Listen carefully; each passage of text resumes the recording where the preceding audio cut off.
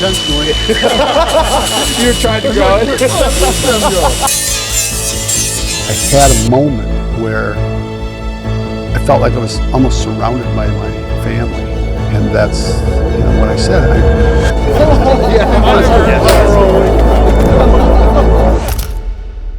It's not ours, it's just our turn. You and I could be gone tomorrow. And this will endure, and what you've done here will endure.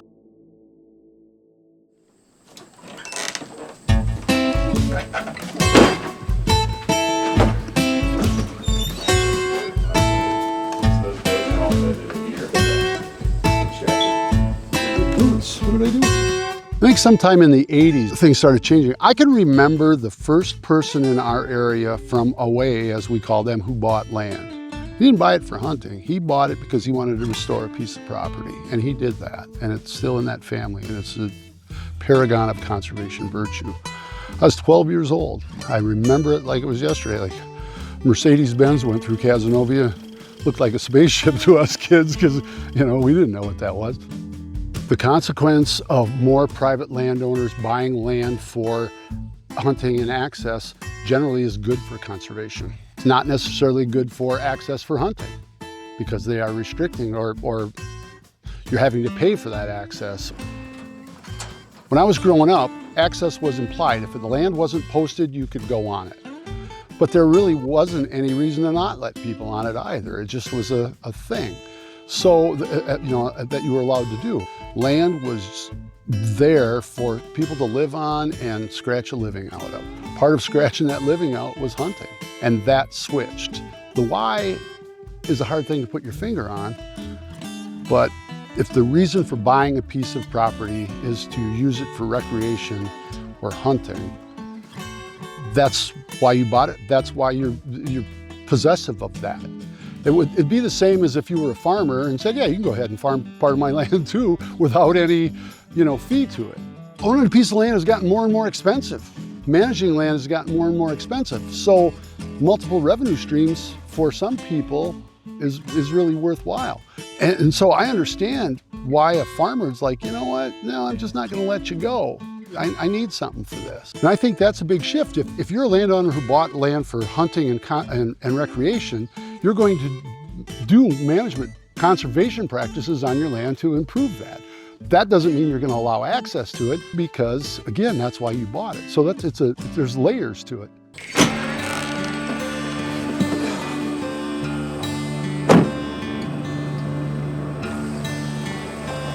This is the way I came out before. It brought me out the first time. Life's funny. Opportunities present themselves for no real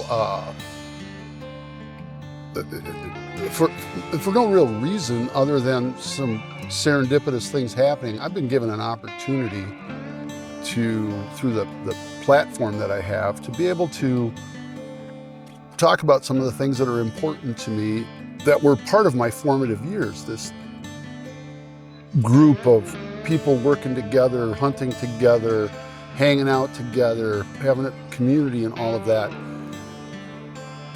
And having this platform that I have and being a devotee of Elda Leopold.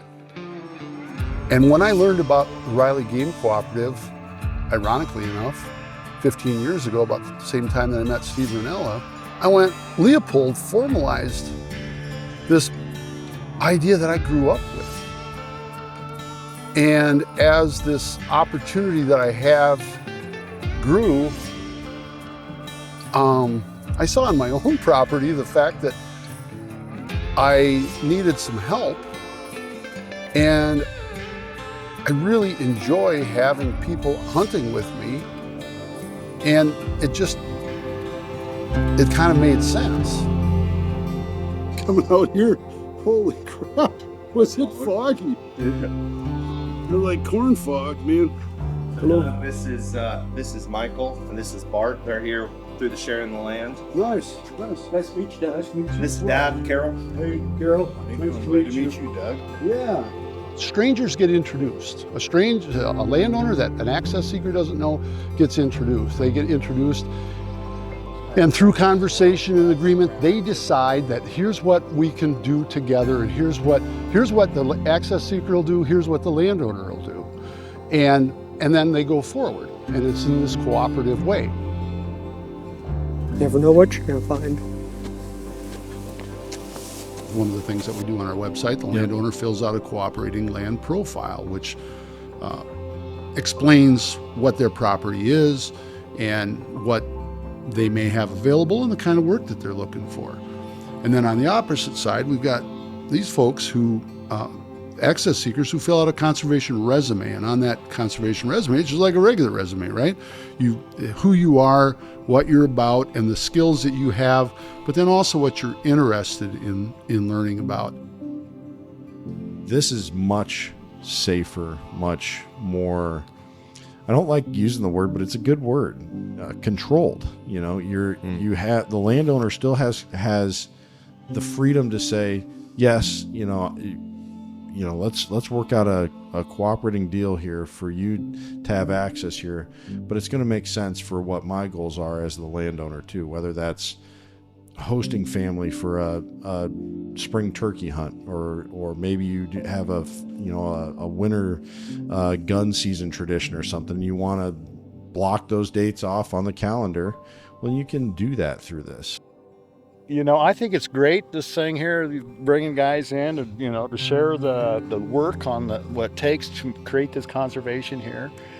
And I have no problem with it. I love it. I have hunters come in here all the time, but I don't get much in return. I get a thank you, maybe a gift certificate or a meal someplace to go someplace. Yeah, but this is what I like about this, and why I've liked it on my property, is that engagement with the land that they are then, hunting is extraction. You always hear this, hunting is conservation. I guarantee you, them boys, if they come out here and hunt this, they're you see a big blue stem they missed.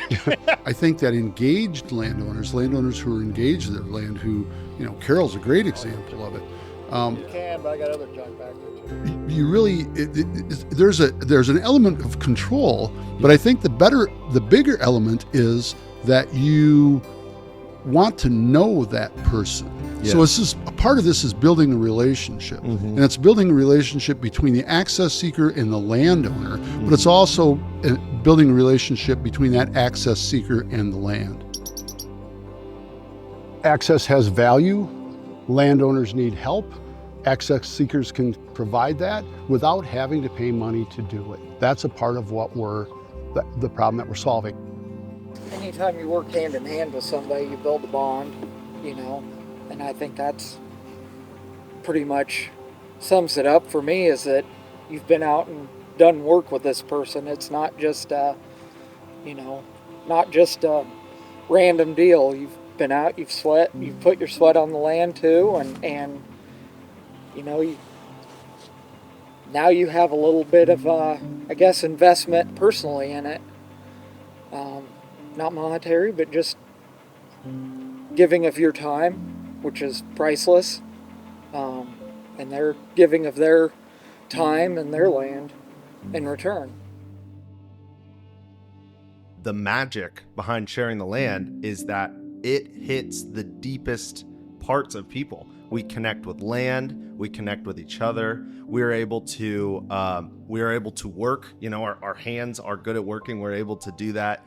And then we are able to reap a reward, and it's not just like money sitting in a bank account. And it like hits every part of a person that needs to be hit, and I just think it's magic.